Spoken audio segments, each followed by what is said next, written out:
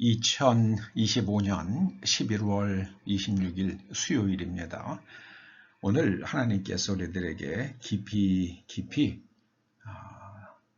생각하고 마음에 새기고 실천하라 주시는 말씀은 에베소서 6장 18절에서 20절까지의 말씀입니다.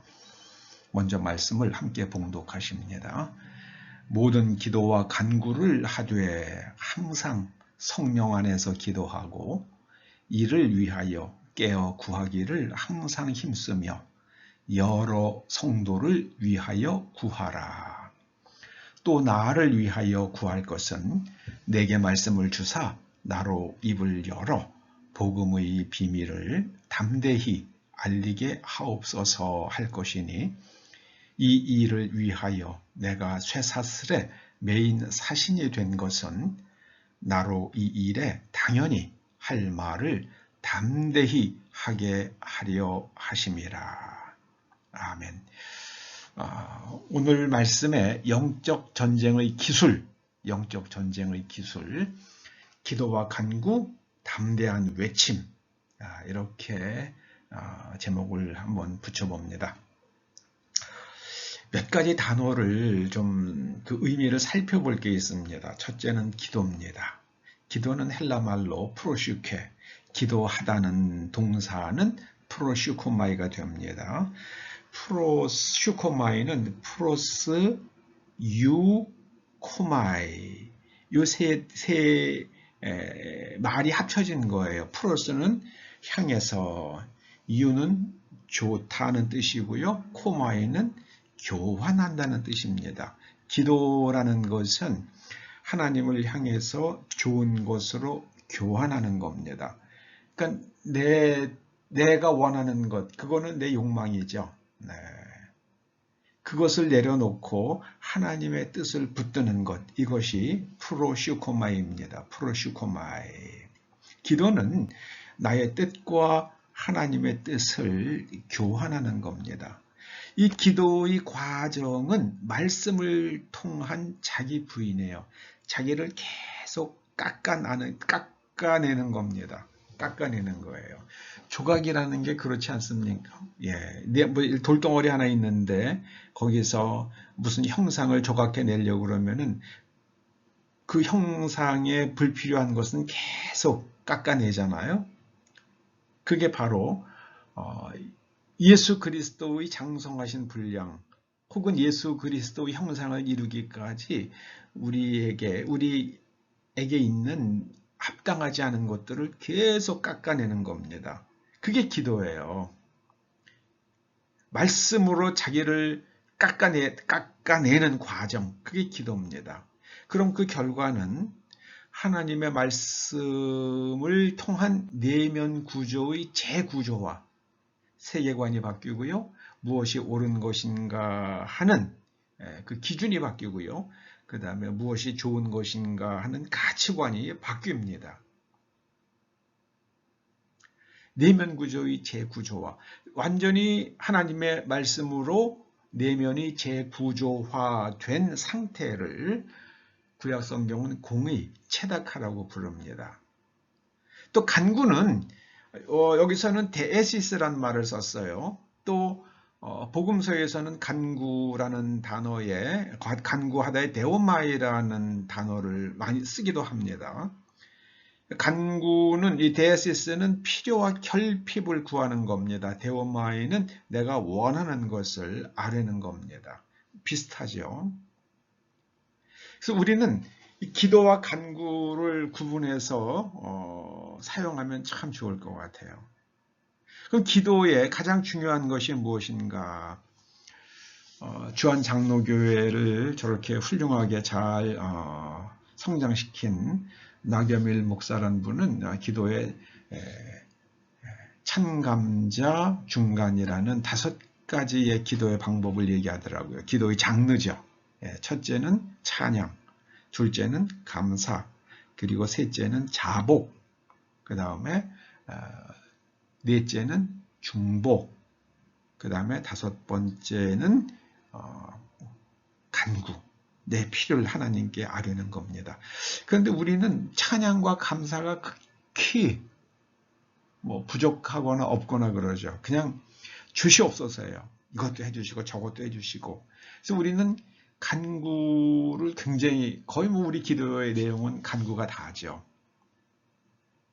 그래서 우리는 찬양과 감사가 시간으로 보면 80%가 되면 참 좋다 이런 간증을 하시더라고요. 여러분도 기도와 간구로 내면이 재구조화되기를 주의 이름으로 축원합니다.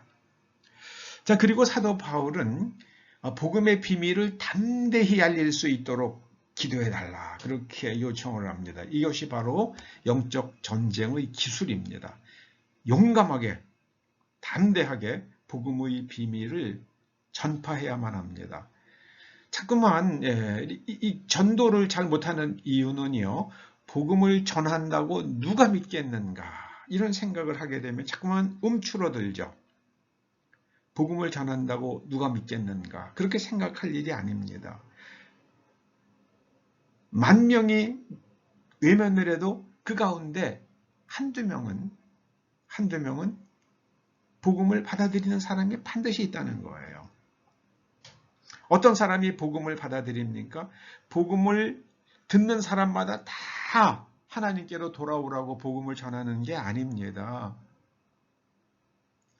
택정된 사람은 복음을 받아들입니다.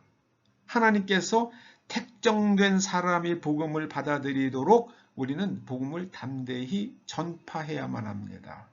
우리 초대교회가 가장 아쉬운 것이 바로 이것입니다. 택정된 사람에게 복음을, 그 사람을 누군지 모르죠, 우리는요. 그러니까 만나는 사람들에게, 우리가 접촉할 수 있는 사람들에게 혹은 간접적인 방법으로 복음을 담대히 증거하는 겁니다. 장사하시는 분이 그런 얘기를 하더라고요. 이걸 누가 살까 싶은데 사는 사람이 있다는 겁니다. 제가 아는 분이 땅콩 장사를 하신 적이 있으세요. 그런데 이분이 그런 얘기를 하시더라고요. 땅콩 장사를 하기 전에는 길에서 이 땅콩을 누가 살까 싶대요.